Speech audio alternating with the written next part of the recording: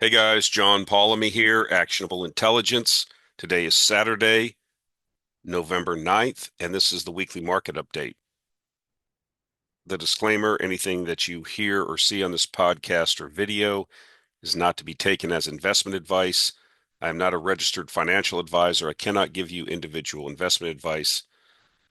Please do your own due diligence. It's your money. It's your responsibility. Okay, so I'll start out with the weekly market update, and then I'll make some comments on the recent election at the end to give people a chance to get off that don't aren't interested in that. So, we did have the election. That was the big news event for the week. But the Federal Reserve did cut the Fed funds rate by a 1/4% also during the week. I don't think anybody was surprised. I don't really want to get into parsing Jerome Powell's comments. I did find it was interesting when somebody asked him about the backup in rates since we've had 75 basis points in cuts and the long bond's gone up. So somebody asked him about, is that being driven because of the fiscal situation in the United States with the deficits and the excessive spending? And he said that, they don't comment on that. He's not going to comment on that. Well, that's interesting. So I found that was interesting. I was reading through the comments. Again, we want to know the general direction of rates because the liquidity that will come from there is what we want to see, what we're anticipating, because that our expectation is that in the short term, liquidity drives asset prices. And so not only did the U.S. cut, but I tallied up the rate cuts around the world for last month, and there were 17 central banks that cut rates in the month of October, and one central bank that raised rates. Uh, that was Russia. So the liquidity train's continuing. I'm starting to see, we're starting to see it flow through, I think. I mean, I think that the reason they're cutting rates is because of the fiscal situation, because of the high rates of on the long bond and the fact that the interest is killing the United States fiscal situation and its balance sheet. Because why would you cut if the economy is doing so good? I think it was 2.8% GDP, employment's low, the stock market's near all-time highs, Bitcoin's at near all-time highs, gold is bouncing around near all-time highs. I mean, yeah, we'll talk about the stock market in a bit here, but I mean, I don't understand why we're cutting rates, but regardless, that's what they're choosing to do. So I think the only reason is because real rates, inflation has pulled back, and so real rates were like 3%, going up close to 3%. So, um, I don't know, maybe they're trying to get ahead of it. I don't know. I don't know what's going to happen with the fiscal situation going forward. The spending, we'll have to see. I'll talk about that later. But this is what happened. So here's the 10-year Treasury chart just for like the last 3 months. You can see how it got up recently. You know, it's kind of pulled back. I don't want to say it got overextended on the upside on the rates. So it's been pulling back. I do think that until I see some real cuts in the budget, some real fiscal discipline, I talked about this prior in several other videos and in the Actionable Intelligence Alert newsletter to a certain extent that we are in a new regime of rising rates. It doesn't mean they go straight up. It means that the trend will be higher rates over time because the debt continues to increase. And obviously that will be have a tendency to be, a problem at some point. And so the only thing that the Federal Reserve can do is give testimony or talk to the Congress, but what they can do is try and lower rates, and as that new debt rolls, try to get those interest payments down because you're rolling debt from basically a lower rates, right? Rates were a lot lower. They were basically zero, the Fed funds rate for, 10 years, and they were able to run up a lot of debt because you didn't really have any interest payments to burden, and that has changed now. And so, um, well, we've talked about it before, where the interest on the debt's over $1 trillion a year. So um, had thought earlier in this year that, we were going to see a recession, which we did have in manufacturing, but not in the service sector. Um, and I thought there would be an opportunity for a trade into the end of the year on the long bond, but it just didn't materialize. So, I'm not advocating that. Some people, uh, where there's chances sometimes to trade in longer term moves. And I've been saying for a while now that, with the entitlement time bomb and these other things, and both candidates not really talking about fiscal discipline, uh, the writing's on the wall, right? Higher and higher levels of debt that have to be financed. So, anyways, we'll see what happens over time here. So, we're getting into the stock market. Here's an example. I have it here as the average PE of the top companies in the S&P is almost 50. So you look at an extreme like Tesla's at 100, a PE of 118, Broadcom 66, Nvidia 63, Eli Lilly 62. You go down the line. And so you average it all out of the top 10 and you get a number around 50. This is at PE ratios that in the past have indicated market tops or bubbles. And so, of course, the majority of people are going to say, well, you've been wrong on this. You're going to continue to be wrong. Well, that's very possible. Maybe we're in a new era now. I don't know. But in the past, that has not been the case. And with rates going up over time, this could be a problem for these high-flying stocks. Now, the idea is, well, these are technology stocks, which the majority of them are, if you will. But, they're not the previous circumstances and valuation metrics don't apply. And as I demonstrated last week, and I also put it in the Actionable Intelligence Alert newsletter, the more you pay for a stock, your forward returns have a tendency to be lower. So if you pay, an average, if you're buying the top 10 stocks in the S&P and your average um, PE is 49 or 26 if you buy the S&P, if you're just buying an index fund, I mean, your forward returns over the next 7 to 10 years are going to be likely low or negative. So it's something to contemplate. But again, people don't like to listen to these things if they're making money. You know, it's the old FOMO and stuff like that. So we've talked about this enough, but I think this chart is illustrative. And when you couple it with, the dot plots over all these different markets, it applies not only to the U.S. markets, but foreign markets. If you want to look at cyclically adjusted PE ratios, what have you, they're not market timing tools, but they do tell you and give you an idea. And it's very clear, the literature and the studies and the reverse engineering, if you will, of the data, that the more you pay for stocks, the lower your return's going to be. As Howard Marks says, you make your money when you buy the stocks. So if you buy cheap, that's really when you make your money. Then it's just a matter of waiting for the stock to revalue.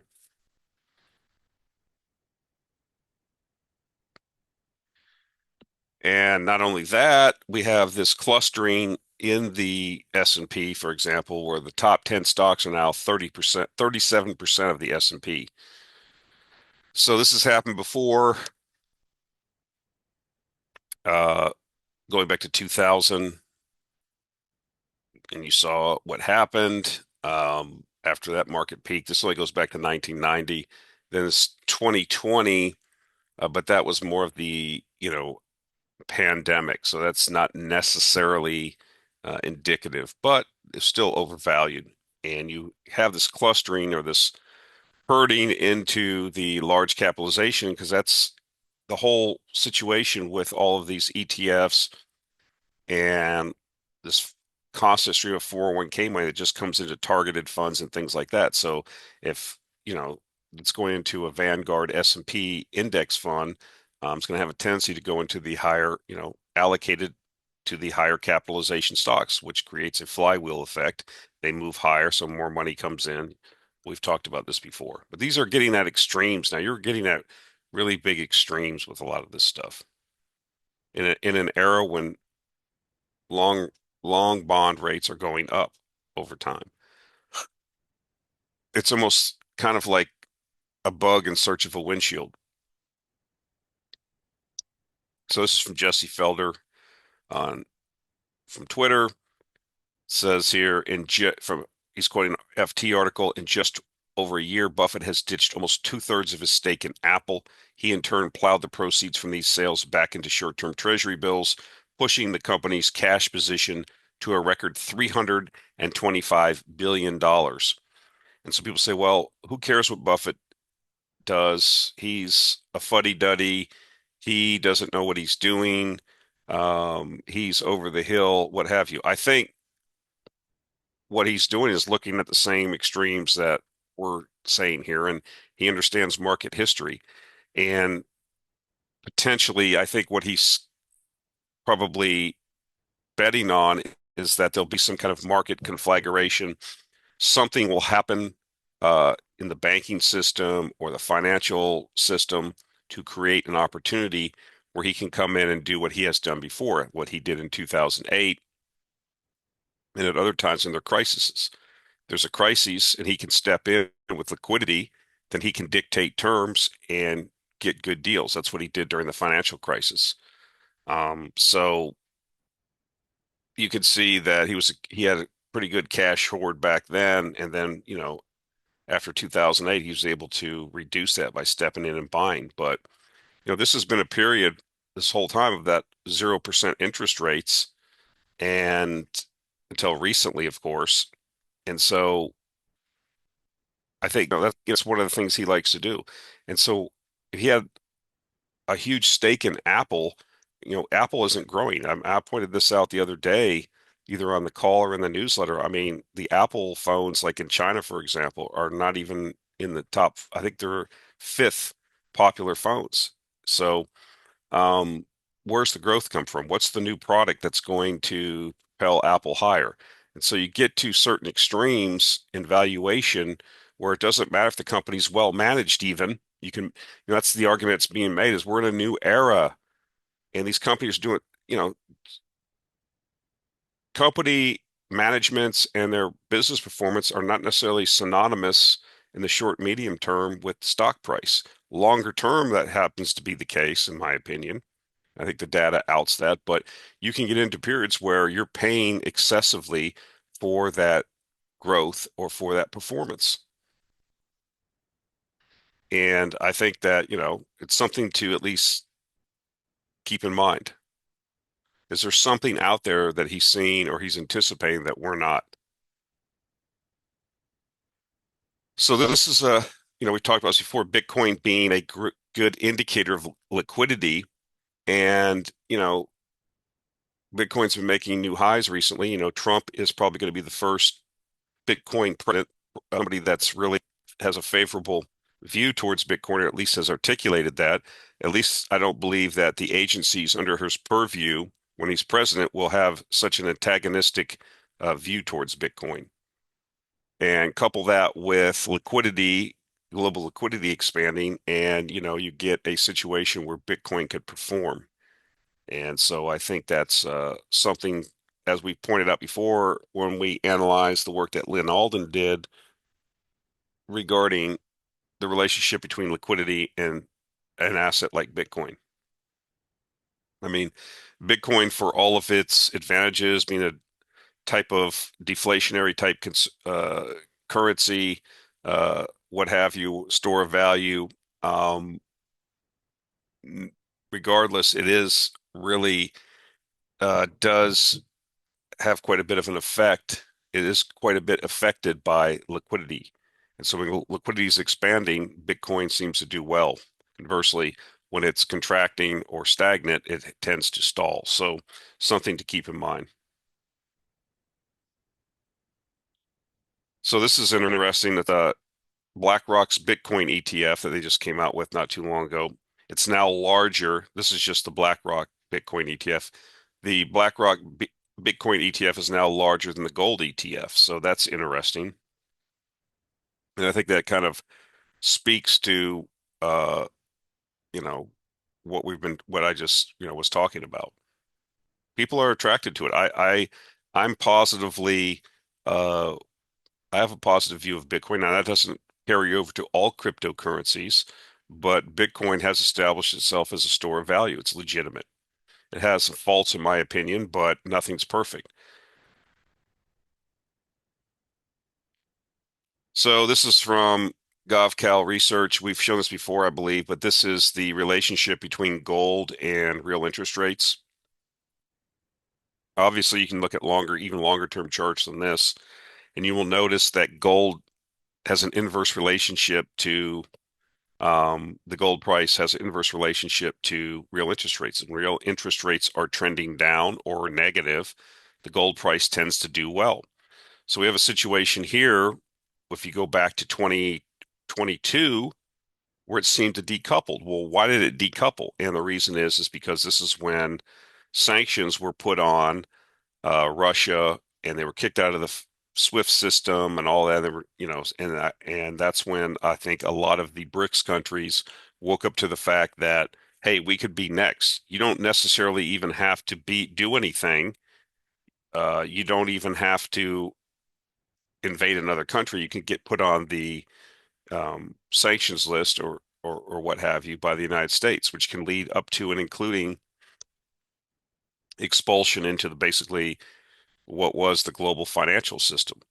I mean, I pointed out another article or chart. This is a couple months ago, I recall, from the FT that showed that the United States has 60% of the developing world countries under some type of sanctions. So whether you agree or don't agree, you know, that sends a message. And when they kicked Russia, which is a nuclear power that has nuclear weapons, it's a legitimate country. It has you know, it's one of by the largest landmass in the world as a country, and you kick them out of the SWIFT system, well, that sends a message to all the other people. And so they've been accumulating gold regardless of the fact that real rates, you know, have been trending positive over time. So, conceivably, gold should be maybe even half what it is right now in a environment where rates are where they're at.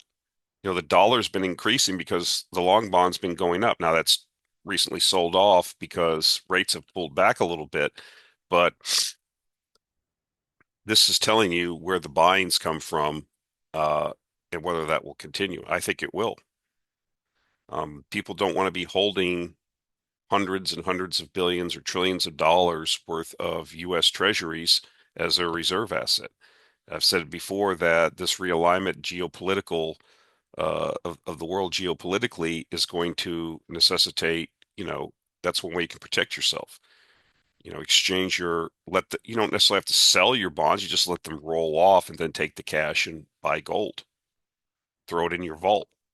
Back in before we financialized the world economy, or the US did, at least its economy, banks had 40, 50, 60% of their reserves in gold. So it's substantially less than that now. So there's no reason why we can't be moving back towards that level, especially if we're going to see this geopolitical realignment.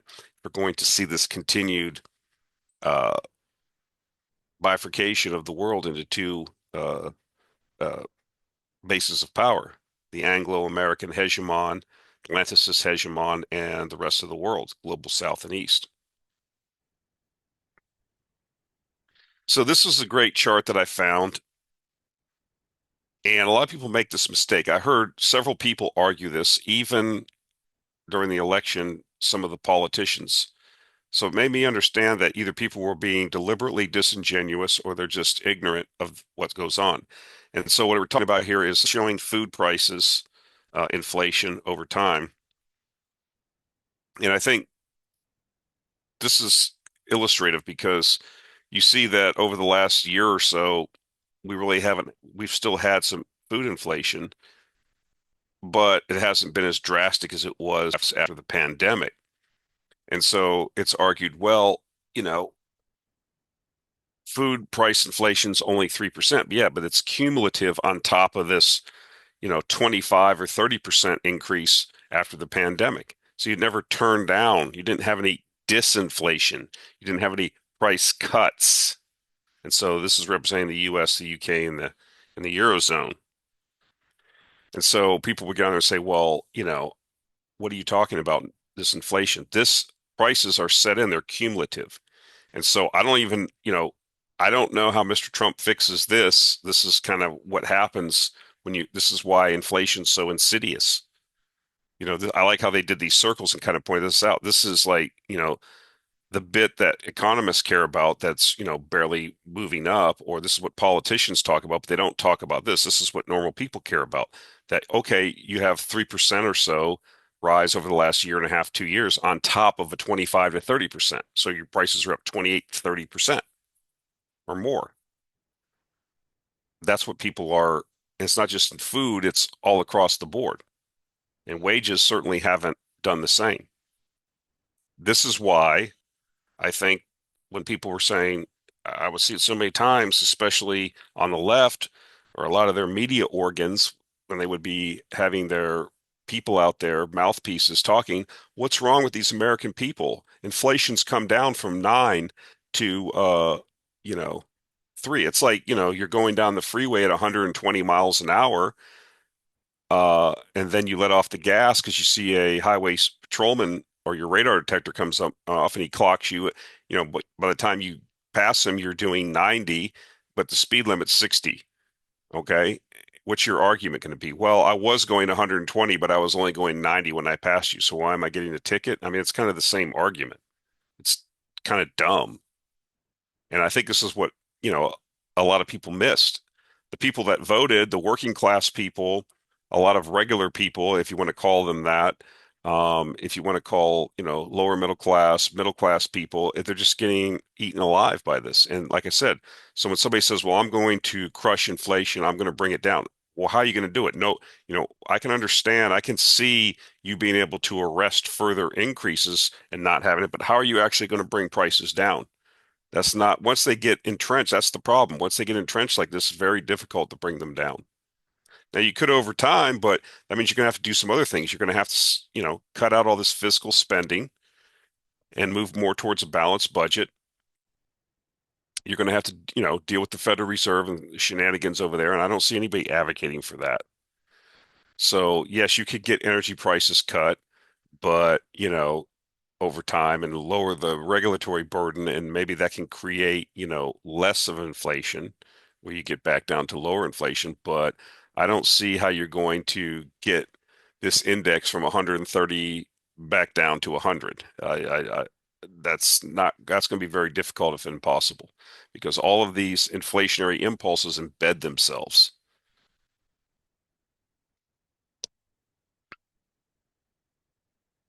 So the idea is drill, baby, drill. But we're not in 2016 anymore. So I just wanted to point out this was on Twitter. Eric Nuttall had this on his Twitter feed.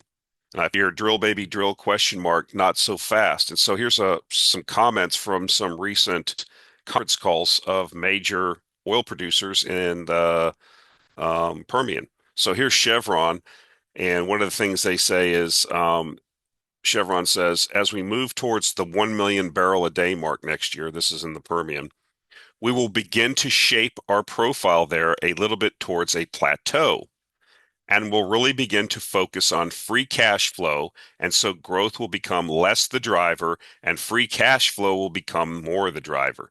So that's not a drill, baby, drill in my mind comment. So the CEO goes on to say, so we will bring capital spending down. And I think what you'll see is this year is probably going to be the peak in Permian CapEx. And as we move forward, we'll start to attenuate that growth, which has been at a 15% CAGR for the last 3 years, probably going to be higher than that this year. We'll begin to attenuate that as well, and we'll really open up the free cash flow there. So again, as we've talked about before, free cash flow, debt reduction, returns to shareholders are the emphasis. So we'll move on. Diamondback, which is a big Permian player. What do they say? Um, so we can dial things up and back very, very easily. I think just generally, if other companies are seeing what we're seeing, this is not a strong macro environment. So I don't know why the discussion of growth or multi-year growth needs to be in the equation. I think Diamondback has learned that our growth profile impacts the macro, and we're very focused on the macro here. We're almost universally, the street is calling for oversupply in 2025. So again, I don't, as the CEO of Diamondback says, I don't know why the discussion of growth or multi-year growth needs to be in the equation. Talking about production growth. So we go on to Chord Energy press release. Says Cord expects to spend 1.4 billion of capital per year for each of the next 3 years, 2025 to 2027, to maintain flat pro forma fiscal year 24 oil volumes of 152,000 barrels per day. Cord's 3-year outlook reflects the improving capital efficiency, blah, blah, blah. So basically, they're going to be flat. So where's all this drill baby drill coming from? Because no one's, well, at least three operators that we have here are not suggesting that. Now, maybe that will change. I don't know. We'll see. And here's a chart of Chevron's Permian Basin production showing how from basically Q1 of 2018, they were at about 250,000 barrels a day, and they're going to be close to 1 million barrels a day by the end of the year. And as the Chevron CEO, they're going to be looked to be plateauing that, and cash flow out of the emphasis will be on cash flow, not, well, we're going to double production or go to 1.5. That's not what the man said. Now you have record, I think close to record U.S. oil production right now is 13.5 million barrels a day. So, you have a recovering world economy. You have most central banks cutting rates now. Yeah, so if we get into a plateau in production growth of oil, or even that begins to decline, um, and that's going possibly into a rising economic environment over 2025, maybe early 2026, as banks continue to cut rates worldwide and liquidity continues to increase. I don't know, maybe we run into a situation where, growth overwhelms the ability of new oil coming on. I mean, you have Guyana ramping up and things like that. So all these, like I said, this is why forecasting oil prices is very difficult. I just look for companies. I want to be in the energy sector because I think you have to be there. The returns for the right companies are very good. The companies that are focusing on cash flow and return to shareholders, I've seen it on so many companies here over the last 4 or 5 years that I've been following, where they've paid down their debt sufficiently where they can devote. And I have one company in the portfolio. They've got their debt down so far now that they said once they got it down to a certain level, which they've achieved, they would devote 100% of free cash flow to shareholder returns. So they have a dividend and they're buying back shares. And they have long life reserves in Canadian oil sands. And, you know, you're getting what I call shareholder return, where you have debt reduction, um, dividends, and share buybacks, which is equaling, low to mid double digits. You're getting, 10 to 15% shareholder return. That's what you want on your money. And then if you eventually run into a situation where oil prices run, well, then you can be looking to cash out or move into something else. But even at current oil prices, most of these companies are cash flowing fairly well. I think energy is so unloved and sentiment is so low in the energy sector that it's really attractive at these prices, I think.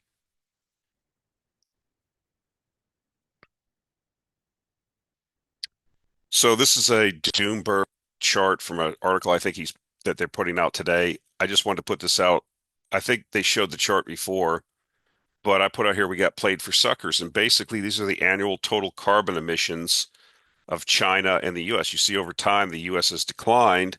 A lot of that I think has been closure of coal plants and replacement with gas plants, natural gas plants, and renewables to a certain extent. But yet China continues to go up. China mouth platitudes for years and years and years, and all of that, all those solar panels that we installed here in the US, 90% of them come from China. And they were built, the energy that goes into those to manufacture those solar panels, it comes from coal. So, you know, hamstringing yourself and not having any net, all you're doing, because we live on a globe and we don't live in little, biospheres of just the borders of the United States. If you care about CO2, all you've done is outsource it. And so you're just virtue signaling. And so, if nothing else, you should be supportive of tariffs on these things because they're contributing to global warming. All you did was outsource the CO2 emissions to countries that mouthed platitudes and basically sold you all the stuff that you were using to virtue signal on, i.e., renewable energy, and built it with low-cost coal power. That's basically what you did. So you got played for a sucker while you hollowed out the U.S. manufacturing base, while you created a generation of people who, got left behind, and they've reacted now, uh, you know, at the polls. So I wanted to talk about tin a little bit. Minor metals. I talked about aluminum last week. I'll talk about it again. These are as the economy in the world starts picking up steam, demand for certain commodities is going to come back. And I think people are going to be shocked that there's some commodities out there that are not in good supply demand situations. They are undersupplied. And if demand at the margin begins to pick up, then we're going to see some big price rises. One of those is tin. There's only basically two publicly traded tin companies you can buy. You can go research that on your own. And one of them's, I think both of them are probably decent. There's one that's probably a little bit better. But yeah, this is from BMO. What do they say? According to BMO, the International Tin Association's latest survey, which covers companies representing 42% of global refined tin usage, forecasts a 3% increase in tin demand this year after a 5% decline last year, with consumer stockpiles expected to drop to 3.4 weeks of supply. The survey also notes that now solar ribbon now accounts for about 20% of solder production. Tin's used in solder for electrical components. Evidently 20% in the solder for solar panels, for solar ribbon. Though efforts to reduce tin usage are starting. And tin use in chemicals and tin plate is projected to rise by 4.9% and 12% respectively. This is in the context of, no new mines coming online or major mines. So we have a supply demand deficit in a metal that has a lot of uses and has been underinvested in. And now with the economy picking up in the world, especially in renewable energy and other electronics, you know, this is the result.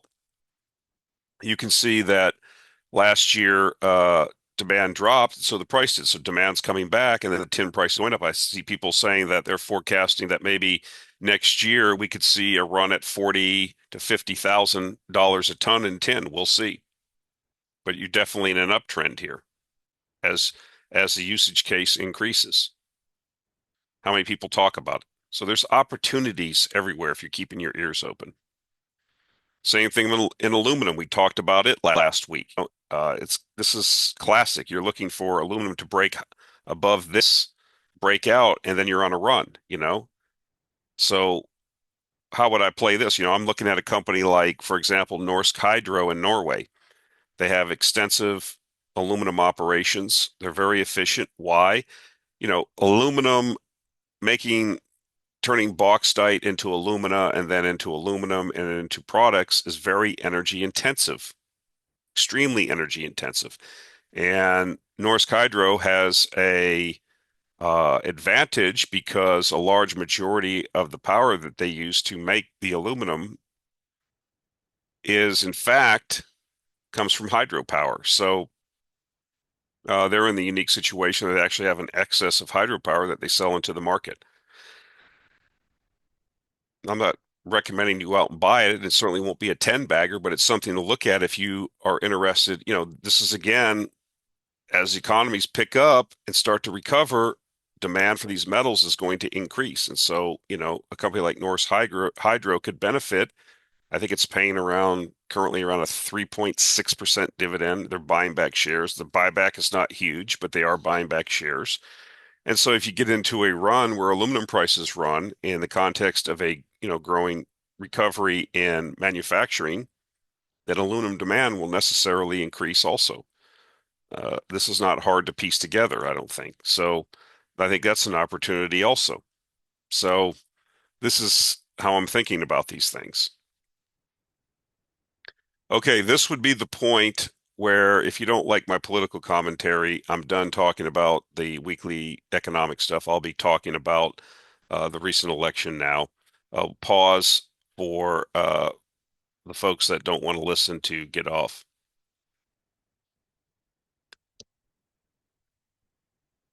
Okay, we're back. Well, I didn't expect this. Let's put it that way.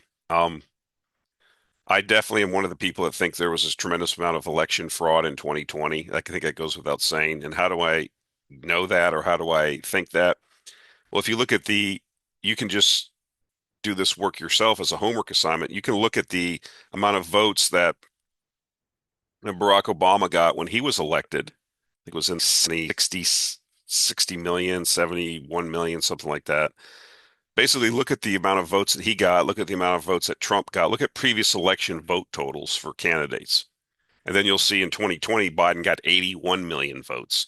Well, a lot of that necessarily wasn't corruption, but it was facilitated. There was a lot of corruption, but it was also facilitated by everybody was mailed a ballot to their house because of the pandemic. So they were sitting around doing nothing. Why not vote? If you're registered, go ahead and vote, right? So you get a lot of participation. But there was a lot of cheating in key places also, which are notorious, where you have mostly in big Democratic run cities that have Democratic political machines. And as you should understand at this point, most of these elections come down to 15 or 20 individual counties around the world, around the country, whether that in these same states like Georgia, Pennsylvania, Michigan, Wisconsin, Arizona, Nevada, places like that, North Carolina, where it doesn't take much to sway it. And then, uh, you know, so I think that went away. I mean, a couple things happened. First of all, the candidate that the Democrats put up was horrible. And it goes without saying, this person never had a chance. This person wasn't even liked by the Democrats. She was basically stuck in a broom closet for 3 years and 9 months, and then pulled out to run for president. And then the whole situation around, without even getting into the policies, the whole situation where, Biden was basically mentally defective. And instead of just recognizing that and having a normal primary process to select the best candidate, I would suggest to you that there would have been a chance if they put forward a better candidate to have a better result. I mean, this person they put up was just a totally unlikable, a doofus. There were better candidates, and they didn't chose not to do that. However, you even have people like I think Josh Shapiro, the governor of Pennsylvania. Somebody like him doesn't think this is a bad thing because now he can run in 2028, right? He didn't, I mean, so that's why Tim Walz was selected, because a lot of the other people that kind of knew this was going to be a close race and they didn't want to be a loser on a losing ticket and then, try to come back in 2028, rather just to stay away and, let the thing fail. If they did win, it would be a weak presidency anyways, and then be ready for 2028. So a lot of things conspired here, but I did think, there was a possibility that, it was going to be closer than this, and that there was going to be, that people are always going to cheat if they can, especially if they've been enabled. Now, the one thing I will say, Republicans, I didn't realize how it wasn't as much as it probably should have been, but it was enough to deal with the problem where They set up extensive poll watching presence at the polls. They had a lot of lawyers on speed dial, so there were many instances where shenanigans were attempted and they were nipped in the bud by, you know, people texting. They get the lawyers on it. I mean, I saw even JD Vance say, if you see anything, hit me up on direct message me on Twitter. We'll get people involved. And they did. And I think that was able to mitigate a lot of the cheating. But I think the main thing is what we talked about earlier in that earlier slide about cumulative inflation versus, recent inflation. And it goes back to that whole idea of a bifurcated economy. If you're a wealthy person, if you're well-to-do, yes, I don't like paying higher prices. I don't like going into the store and paying $20 for a New York strip, uh, but I can afford it. I can, nobody likes paying higher prices, but it's kind of an inconvenience for people that are upper middle class or whatever. But the working class people whose wages haven't gone up, who haven't benefited from the asset inflation, they were just getting killed. And that was, 40, 50, 60% of the population. And what I thought was interesting was the amount of, and not only that, the economy, it goes back to what many political operatives have always said. Um, People, when they go into the voting booth, vote their wallet. I mean, it comes down to that. Yes, there's single issue voters, like a lot of these crazy college white girls that all they care about is abortion. Um, but, it came down to a couple issues, economic, specifically around the inflation and prices. Things are just too expensive, whether it's food, housing, what have you, and illegal immigration. I mean, it's just a total disaster. Um, if you don't believe me, you should look at a stock called Geotech, I think is the name of it. They're a company that runs private prisons and also these.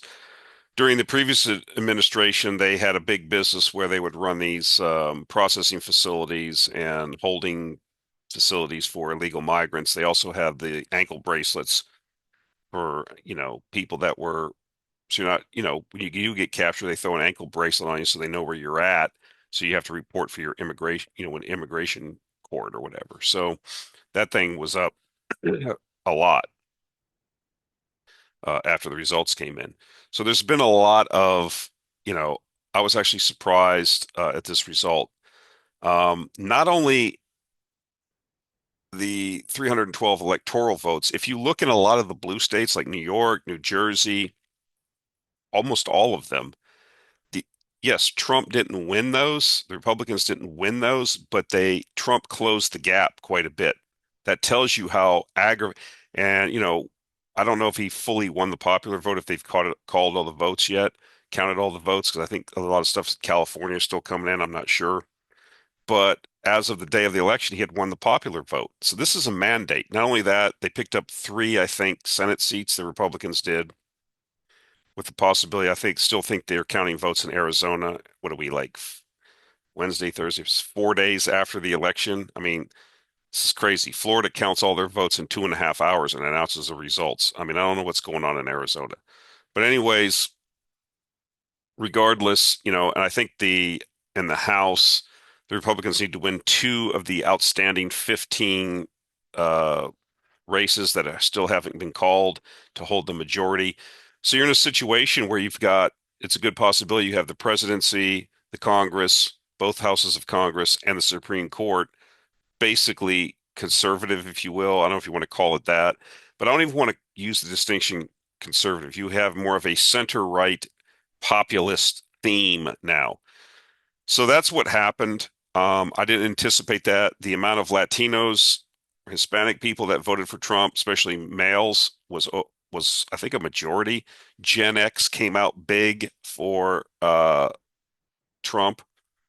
Um, yeah. So the coalition, this fragile coalition that the progressives tried to put together of, you know, unmarried, college educated white women, which, is a big group actually. Um, Certain minority groups, LGBT, this whole progressive coalition. What happened in Michigan, for example, where you had several uh, Muslim office holders come out and endorse Trump. Um, that's where the fragility of the progressives is because, they were just overreached on a lot of this stuff in your face with the tranny thing and all that. People just don't like it. Regular, normal people, you're not addressing the border, you're not addressing that cumulative inflation. This is what you care about. And then, they didn't really have a record to run on, so all they talked about was Trump is a fascist, he's against democracy, all these crazy things. Nobody cares about that. You're articulating ideas that don't make any sense. You're not talking about people's real everyday concerns, and that's the problem. So I think the thing that mostly impressed me about this was I sense a difference in Trump. Yes, he's still out there. He doesn't have the same, he still has a lot of energy, but not the same. He didn't seem as bombastic. He put together what Jordan Peterson called, I think was another thing that swayed this thing. He put together what Jordan Peterson called like the X-Men. He brought people like Elon Musk on, Robert F. Kennedy, Tulsi Gabbard, Tucker Carlson, these kind of people, Vivek, younger, dynamic, with ideas. I don't necessarily agree with all the ideas, but a lot of ideas. Some of these people like Robert Kennedy and Tulsi Gabbard were former Democrats. They explained very articulately how the Democratic Party had left them. So you can't really say Democrat, Republican, or conservative, progressive. It's more of this more populist, okay, looking for the out for the average person, which I endorse. Now, a couple other things, and then I'll get off this. Again, I'm not going to get into speculating who's going to be selected for what, if he's going to be able to do the policies. Um, January 20th is coming. I do think that the Trump team is a lot more prepared for assuming power. I don't think they're going to get caught off sides as badly, if at all, like they did in 2016. Yes, you see people like the neocons are going to try to get in there. Pompeo. I'm just not even going to comment on any of that because we don't know what's going to happen. Okay. Um, it could be just a situation that maybe Trump just listens to the last person that talks to him. That's what some people have said. Or if it's a thing where he's saying, keep your friends close, but your enemies closer. I don't know. I don't know exactly what his policies. There's a lot of speculation and editorials and on talking heads about what's policy going to be towards Ukraine, immigration, all these things. It's all speculation now. No one knows. So right now we just say, okay, figure out how many Senate seats we end up winning if we hold the Congress, and then, see when the appointments come, um, what that really means. Now, this chief of staff that he selected, my understanding is used to be a big pharma industry lobbyist. But you never know. Maybe people can change you're not going to have Roy from down the street that espouses on policy at backyard barbecues being selected for these things. These people have to have a certain amount. You have to still get most of these people through a congressional hearing, a Senate hearing to get confirmed. So you can't just appoint, Joe Blow or Roy down the street as your secretary of whatever, defense or energy. Okay. So that's another thing people miss. So we'll see who gets appointed. We'll see what policies. We'll see executive orders get signed on day one. We'll see, do we immediately crank up the deportations? Do we immediately close the border? What's that mean? What's he do? What's the administration do? Do we see, pardons for the January 6 people, how that gets handled? We'll see what he can really do, and what he intends to do and how much influence some of these other folks that he brought in actually have, or if some or all of them get appointed to positions in the cabinet. Yes, I would like to see Elon come in and pull $2 trillion of fat out of the government, but you got to understand there's a lot you're fighting 200 and something years of entrenched bureaucracy that's constantly grown and has put in place many mechanisms and traps to keep themselves in here. I think somebody said in the column, well, you could just identify all the people that are against you, even if they're protected by civil service, send them home, and then tell them to work from home, and then cut off their email and computer access. Is that really going to happen? I don't know. Uh, Again, you're going to be fighting civil service laws and things like that. So we have to wait and see, and we'll see what can happen. I would immediately put a hiring freeze on for all departments day one. That will start to attrit the federal bureaucracy. People are getting ready to retire, and you just don't hire a replacement. That's all. I think he could do that. That's something I would do day one. And then I would do some kind of, analysis, have somebody analyze like how many percent of people are we going to lose a year in the federal bureaucracy? We could do that.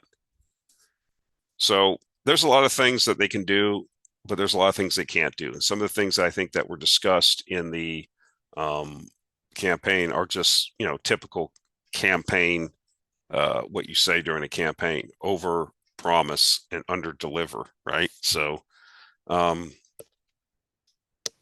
we'll see. One of the things I do enjoy, I, I do have a certain amount of schadenfreude, is watching the meltdown of the progressives. I don't know if it was just, I kind of reaffirmed my view that a good proportion of the people in the United States are basically mentally ill. I mean, there's some really mentally ill people. It's also a factor of social media because people just like to get on and be narcissistic. Look at me. I saw a lot of people pretending like they were crying, lamenting, but there wasn't actually tears. They were just doing it for effect. But there are some mentally ill people out there. I mean, people that this is what I talk about. If you don't want to incorporate a view that there's a spiritual element to all of this, to life, then it's hard for you to understand why these people are the way they are. Um,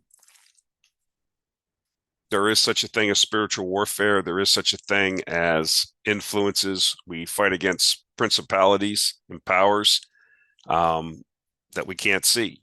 I believe that. And these things influence people, and there is evil in the world, and some people are evil. Uh, and It manifests itself, I think, in a lot of mental illness because there's a lot of confusion and chaos and mental illness amongst a lot of people in this country. And with social media, unfortunately, we get to see it. And it's not a small percentage. And especially, this will probably infuriate some people, but the large portion of the people that listen to this are young men. A lot of these college educated white women are really nuts. You have to be careful out there, guys. These people have been really indoctrinated, and they are really that you should listening to some of the interviews or watching when Charlie Kirk went to some of these a lot of these universities and was, arguing with these people, or even what you just see on different podcasts, long form podcasts. Um, there's some really nutty girls out there and women. You always still have your older, unmarried professional women, cat ladies, wine, whose brains are marinated in box wine. Yeah, that's another thing, right? So my advice to a lot of these college educated white women is to go find a guy running a plumbing or electrical business that makes a good salary, marry him and have children. You'll be much happier than going around arguing for abortion and mass immigration. You don't even know what you're talking about. Listening to these people, there is no logic. It's just, they just have chaotic, confused minds. I don't care what anybody says. You can say I'm a chauvinist. You can say whatever I don't care. These people, are really, really confused and messed up people. And they're heading for that life of being, 55 with no children, cats. And, I see them in the grocery store buying wine. You can tell who these women are. The other thing I want to mention, and I'll stop, is I think it's without a doubt, and I think this is terrific. The mainstream networks, newspapers, they're dead. Their influence is going away as the boomers die off. I don't read or watch any of this junk. I know mostly young people don't. Look at just like President Trump's Joe Rogan podcast. Now, it would have been better if Joe Rogan would have done that earlier. Maybe they couldn't get together except for the day before the election or whenever it was. But the thing got 71 million views. 71 million views. You saw what Jeff Bezos did at the Washington Post. Okay. First time in decades, I think, that the paper, and that wasn't the only paper, the LA Times, um, the Post didn't endorse a candidate, which means they didn't endorse the Democratic candidate. And a lot of people resigned. And they have to, this phase shift is happening. I think Barron Trump, who's about 18 or 19 now, had a lot of influence on his dad, and not only him, but Don Jr. and Eric Trump, to go on these long form podcasts. I mean, Theo Vaughn, and these things got reached a demographic and audience that normally wouldn't listen. And then when Trump is in those long form type situations where he's not soundbited by the mainstream media or taken out of context, he comes off as a totally different person. And then not only that, you had all the surrogates out there doing the same thing. And these long form podcasts, alternative media, Substack, things like that, you know, this channel's a small part of that. I mean, that's where people are getting their information. You build up an audience. People have told me this many times, whether they agree with me or not.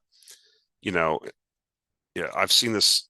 I have dozens and dozens of on the Substack where people have written in, one of the reasons they like the channel, one of the reasons they like my newsletter, one of the reasons they like listening to me is because I come off, if nothing else, as authentic.